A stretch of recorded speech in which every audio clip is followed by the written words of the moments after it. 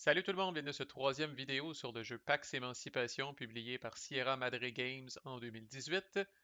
Dans cette vidéo, on va voir le modèle financier et l'action de levée de fonds dans le jeu. Alors, ça pouvait pas être simple, je blague, mais dans beaucoup de jeux, tu sais, vous allez commencer avec un certain nombre de pièces d'or, puis les actions vont coûter un certain nombre de pièces d'or que vous allez retourner à la banque. Ça n'est pas comme ça dans Pax Émancipation. Et ce n'est pas comme ça non plus dans Pax Transhumanité.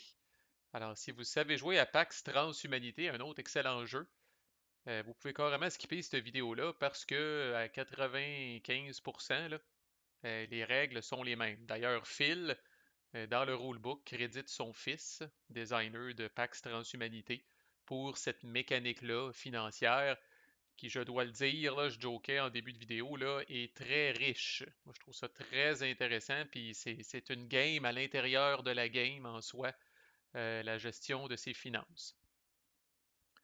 Bon, au début du jeu, il y a au moins ça de pareil, là. Tous les joueurs commencent avec trois agents dans le capital, trois agents dans la richesse et aucun agent en dette.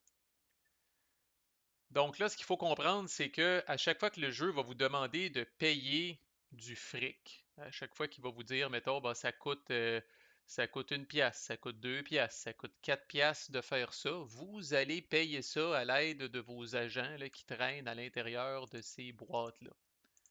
Essentiellement, de descendre un agent d'une boîte à une autre, ça vous donne une pièce.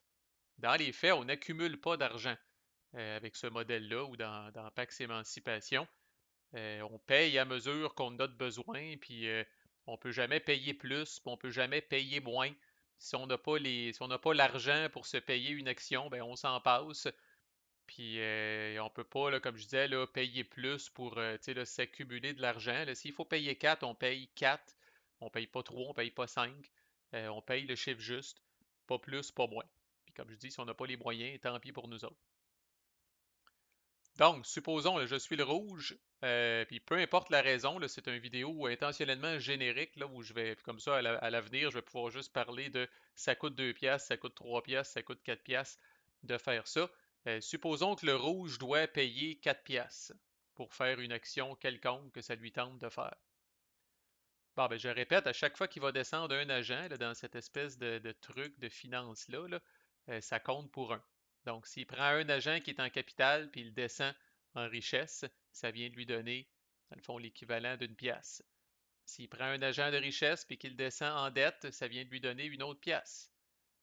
Trois pièces, quatre pièces. Il a fini de payer pour son action. OK, oups. Pas là-dessus, je voulais peser. My God, OK. Donc voilà, il a fini de payer pour son action. Là, on voit à l'œil qu'il est moins riche. Là. Il y a un agent en dette, il n'y a plus d'agent en capital, puis il y a cinq agents en richesse. S'il doit faire une autre action qui cette fois-là lui coûte 3 piastres, bien là, il n'a pas le choix. Il va prendre trois agents en richesse, puis il va les descendre en dette. Il vient de payer son 3 piastres. Mais vous aurez compris qu'à partir du moment où tous les agents sont en dette, bien, vous êtes cassé, vous n'avez plus une scène, puis vous n'êtes plus capable de rien vous payer. C'est une situation qu'on essaye d'éviter autant que possible. OK? Fait que là, je vais nous remettre une coupe de. Je vais nous remettre une coupe. Je vais nous remettre en un petit peu meilleure santé financière que ça ici. Voilà. Fait que ça, c'est tout simplement, c'est comme ça qu'on paye. On descend un agent d'une boîte, ça paye pour un, ça. Puis là, on fait ça autant de fois que nécessaire pour payer pour l'action qu'on essaye de faire. L'autre chose que vous allez voir à tour de bras, je répète que ces agents-là sont utilisés à toutes les sauces. Peuvent devenir des administrateurs, peuvent devenir des marines, dans le cas du joueur rouge, peuvent aller syndiquer des idées dans le marché et peuvent joindre des révolutions aussi. C'est les mêmes, dans le fond, vos mêmes agents qui sont ici vont vous servir à faire ça. C'est là la richesse et c'est là qu'on ne peut pas répliquer un modèle comme ça avec de vulgaires pièces d'or, là, parce que là, vous allez comprendre, là, ça va cliquer dans votre tête si c'est la première fois que vous êtes exposé à ce système-là. Là. Mais bon, supposons que on va y revenir dans un prochain vidéo. Le rouge veut s'indiquer cette idée-là ici. Alors, ça lui coûte 2 piastres. Spoiler alert, ça lui coûte 2 piastres, qui est le prix qui est indiqué ici. Alors, il doit d'abord payer 2 piastres. Ça, c'est la première des choses. Alors, il va prendre ça, je viens de payer une pièce, il va prendre ça, je viens de payer une pièce. Et là, ensuite, l'agent qui va venir placer ici vient de ce plateau-là. Il vient pas d'ici, là. Il vient de ce plateau-là ici. Et c'est ce qu'on appelle installer un agent. Et quand on installe un agent, qu'on l'installe comme administrateur, qu'on l'installe comme Marine sur un bateau mauve, qu'on l'installe comme syndication sur une idée, ou qu'on l'installe comme révolutionnaire, l'agent va provenir de votre board ici et vous allez devoir le prendre de la plus haute position possible. Alors, il n'y en aura pas de facile. Alors, si vous avez un agent, au moins un agent en capital, il va venir de là. Sinon, vous le prenez de la richesse. Sinon, vous le prenez de la dette. Alors, dans ce cas-là, le rouge, sa plus haute truc possible, c'est la richesse. Alors, il va prendre l'agent qui est là, puis il va venir le crisser sur cette carte-là, ce qui mettrait un terme, dans le fond, à son action. Il a payé, il a fait ce qu'il voulait faire, that's it. Fait qu'on comprend, des fois ça va faire une différence, mais dans ce cas-là, ça n'aurait pas fait de différence. Je rappelle que la situation initiale était comme ça. Le rouge devait payer 2. Il aurait pu dire hey, je prends un agent de richesse, par exemple, je l'amène ici, puis je prends un agent de capital, puis je le descends ici. Puis là, à ce moment-là, encore là, il doit prendre le plus haut. En fait, ça fait une différence. Et là, en fait, il doit prendre le plus haut qui est l'agent qui est dans le capital, il le prend, puis il l'amène ici. Alors, vous voyez la différence au final, et surtout avec 2 agents en richesse et 3 agents en dette. Fait que ça change quelque chose, la façon que vous payez vos trucs. Encore une fois, je répète, situation initiale comme ça. Si je paye mon 2 comme ça, 1, 2. Ensuite, je prends l'agent le plus haut possible, je l'amène ici. Je me retrouve avec 3 agents en richesse, 2 agents en dette. Puis il y aurait eu une troisième possibilité. Ceux qui sont curieux, on va le faire. Situation initiale, je paye 1, 2, et je prends mon agent le plus haut en capital dans ce cas-là, puis je l'amène ici. Là, je me retrouve dans une situation, il me reste un agent en capital, il me reste 4 agents en dette. Okay? Là, il y a plein de subtilités à ça là, que je vais vous laisser découvrir en jouant au jeu, là, mais qu'on va reparler inévitablement dans les autres vidéos. Là. Mais bon, est-ce que je suis mieux de garder des agents en capital, en richesse? Tu sais, là, on peut voir de manière, peut-être déjà les rationnels parmi vous disent, ben là, il me reste 2 piastres. Mais on va voir, c'est plus subtil que ça. Vous avez un agent en capital, 4 agents en dette. Oui, le maximum que vous pouvez payer pour une action dans cette situation-là, c'est 2. Mais il y a des subtilités à ça. C'est pas tout à fait la même chose. En fait, c'est pas la même chose d'être amanché de même que d'être amanché, par exemple, comme ça, où je fais 1, 2, puis que je prends lui, puis je l'amène ici. Là, vous allez me dire, ah, t'as raison, Marco, là j'ai 3 piastres. Là, il me reste 3 piastres de disponibles. Effectivement, mais vous avez personne en capital, puis bon, on va voir qu'est-ce que ça l'implique. Fait qu'on a vu comment payer, puis on a vu que dans le fond, souvent, suite à un paiement, s'il faut installer un agent, on va prendre l'agent de la plus haute position possible dans notre board de finances, puis c'est lui qu'on va aller porter à la destination. Je vous ai dit, il y a de la symétrie, puis il n'y a pas juste de la symétrie un petit peu, genre un petit pouvoir subtil de différent. Déjà, avec le calcul des points de victoire, on a vu une grosse asymétrie entre les joueurs. Ben, je vous en donne une hostie de grosse, là. C'est les fameux philanthropistes, les verts, les riches. Alors, eux, là, quand vient le temps d'installer un agent, ils peuvent le prendre de n'importe où sur leur board de finances.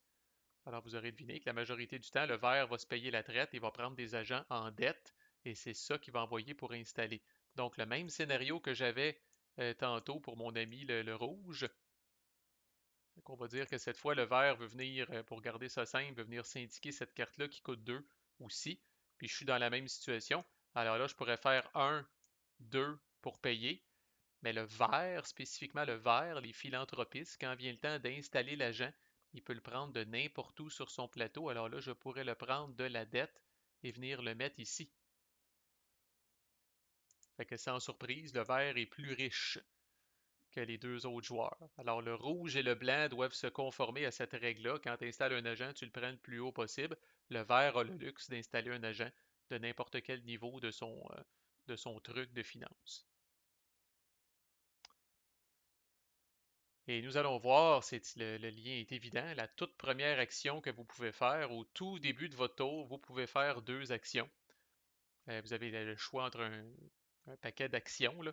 Vous pouvez décider de faire la même action deux fois si vous voulez, mais vous devez faire deux actions dans votre tour. Et une de ces actions-là, ils appellent ça le fundraise en anglais, la levée de fonds. Et vous allez faire ça quand même plusieurs fois dans une game, là. C'est votre façon de récupérer de l'argent, là. Parce que là, il y en a peut-être qui commençaient à freaker puis qui disaient, mais Chris, on n'a bien pas beaucoup d'argent, on se retrouve tout en dette dans le temps de le dire. Je sais qu'il y a des joueurs que ça traumatise. Donc, l'action de fundraise, de levée de fonds, vous allez faire ça régulièrement, puis ça vous permet de faire de l'argent ou de récupérer de l'argent si on veut. La toute première chose à faire, on va revenir aux joueurs rouges un peu, là.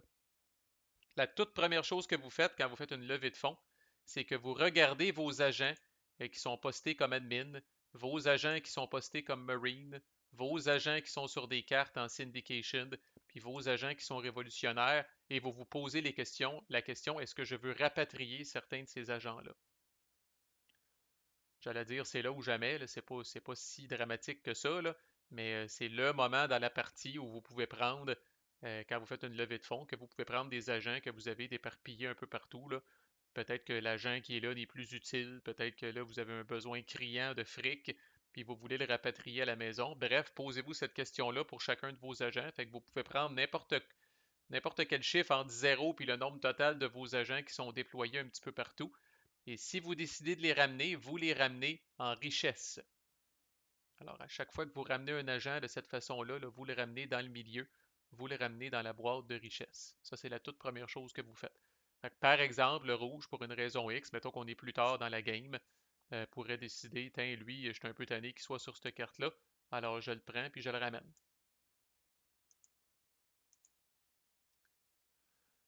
Ensuite, pour chaque agent que vous avez en capital, vous allez prendre un de vos agents qui est en dette et vous allez le monter en descendant l'agent qui est en capital. On va prendre un scénario où c'est vraiment faisable. Alors, supposons que le rouge était amanché de même au début, décide de faire une levée de fonds, décide de prendre cet agent-là qu'il considère plus utile, le ramène ici. Une fois que c'est fait, qu'il n'y a plus d'autres agents à ramener, là, il regarde, il dit OK, j'ai un agent en capital. On finit par le faire par réflexe, là, mais là, je vous l'explique graduellement, là. Il prend son agent en capital, il le descend. Il prend un agent en dette, il le monte. Et une fois que tout ça est fait, vous prenez tous les agents que vous avez en richesse et vous les montez en capital. Fait que, en tout cas, dépendant, là, ça valait la peine en esti, là, mais souvent, bon, c'est une levée de fonds, là, le mot le dit, là, on fait ça pour faire de l'argent. Curieusement, je répète, vous êtes sur un timer, c'est un jeu d'optimisation. Je ne veux pas être plate, mais dites-vous qu'à toutes les fois que vous faites une action de levée de fonds, vous perdez du tempo, vous perdez du momentum. Un de vos objectifs, une fois qu'on devient bon au jeu, puis ça a la même affaire avec Pax Transhumanité, le moins de levée de fonds vous faites, le mieux c'est. Faire une levée de fonds, c'est un peu comme une action gaspillée, si on veut. Fait qu'on va voir d'autres scénarios. Supposons le vert ici décide de faire une levée de fonds, décide de ne pas rapatrier personne. Il regarde, est-ce que j'ai du monde en capital? Non. Alors je ne pourrais pas sauver personne qui est en dette. Alors voilà, c'est fait. Je prends ces quatre-là et je les monte en haut. Scénario ici, oups. Scénario comme ça où j'ai deux agents en capital, deux agents en richesse, un agent en dette. Encore là, je fais une levée de fonds, je ne rapatrie pas personne. Je prends un de mes agents en capital, je le descends. Je prends un de mes agents en dette, je le monte. Je prends toute la balance de ce monde-là ici, je les ramène. Je suis plein aux as. J'ai un potentiel de 10 piastres dans un scénario comme ça. Fait qu'il est possible, évidemment, de récupérer plus qu'un agent qui est en dette. Fait que dans un scénario comme ça, je décide de faire une levée de fonds. Est-ce qu'il y a du monde que je veux rapatrier dans richesse, oui ou non? Une fois que c'est fait, je descends un agent de capital, je le monte en dette. J'en ai encore, je descends un agent de capital, je monte un autre en dette. Et une fois que tout c'est fait, je prends ça et je monte ça en haut. Et oui, des fois, si vous êtes coincé, puis ça, c'est le comble de l'inefficacité, c'est désolé d'être aussi cru, mais des fois, vous allez faire deux, comme deux actions de votre tour, vous allez faire deux fois des levées de fonds. C'est loser en esti, il se passe pas grand-chose. Ça vous donne fuck all de points de victoire, ça fait absolument rien ou presque. Mais des fois, vous êtes pogné comme ça, là. Parce que si vous avez beaucoup de monde en dette, mais personne en capital, ben des fois, vous allez d'abord devoir commencer par faire une première levée de fonds pour amener votre monde de richesse à capital. Puis après ça, une deuxième levée de fonds pour prendre votre monde en capital, aller chercher votre monde en dette, puis remonter le plus possible d'agents en capital. Fait que ça, on va le voir abondamment à mesure qu'on progresse, là, mais c'était pour vous montrer là, le modèle financier. La dernière petite affaire que je dois dire, le joueur rouge spécifiquement, j'adore la symétrie, je vous l'étudie. Le joueur rouge spécifiquement, donc le joueur du Parlement, euh, lorsqu'il fait une action de levée de fonds, s'il n'a pas rapatrié aucun Marine, alors éventuellement sur le board, là, il va avoir des bateaux mauves avec des Marines dessus, là. Donc, si le joueur rouge fait une action de levée de fonds et qu'il n'a pas rapatrié aucun Marine, ce qui va être le cas à 95% du temps, là, parce que vous aurez compris que c'est un de ses avantages, il a le droit de faire une opération maritime gratuite. On va voir les différentes opérations possibles plus tard, là, puis je vais vous les rappeler, c'est sûr, quand je vais en parler, là, mais ça fait du joueur rouge un peu là, le king des mers. euh, et ça fait aussi que pour le joueur rouge, l'action de fundraising, de levée de fonds, n'est pas nécessairement une perte de temps, parce que ça lui permet quand même de faire une opération maritime gratuite tout de suite après sa levée de fonds. Mais si jamais il décide, pour une raison très bizarre, dans le cadre de sa levée de fonds, de prendre un Marine puis de le rapatrier ici pour être capable de l'envoyer en haut en capitale, là, il n'a pas droit à son opération maritime gratuite. Mais croyez-en à mon expérience, le rouge fera à peu près jamais ça. Puis c'est ce qui fait que lui, généralement, là, comme je disais, a beaucoup plus de. En tout cas, utilise les bateaux pas mal plus que les autres, là. Puis c'est fair parce que c'est ces agents qui jouent le rôle de Marine puis qui se trouvent sur les bateaux, là. Fait que même si le vert puis le blanc peuvent faire ça aussi à l'occasion, ça fait juste du sens que le rouge le fasse plus. Fait que autre petit power spécifique à un des trois joueurs. Voilà, fait que j'espère que c'est clair. Fait qu'encore une fois, dans un scénario comme ça, je paye 3 piastres, je peux faire un, 2, 3, j'ai payé 3 piastres, après ça, il faut que je paye 2 piastres, je pourrais faire un, 2. Quand je fais une levée de fonds, là, rapatrier autant de monde que je veux en richesse. Ensuite, pour chaque bonhomme qui est en capital, je peux descendre un bonhomme de capital pour monter un bonhomme de dette. Puis une fois que tout ça c'est fait, je prends tout le beau monde qui sont dans la richesse, puis je les monte en capital. Vous savez maintenant comment dépenser du fric, ce qui va être très utile pour la suite. Fait que manquez pas les prochaines vidéos où là on va regarder là, les autres actions simples qu'on peut faire quand c'est notre tour. À plus!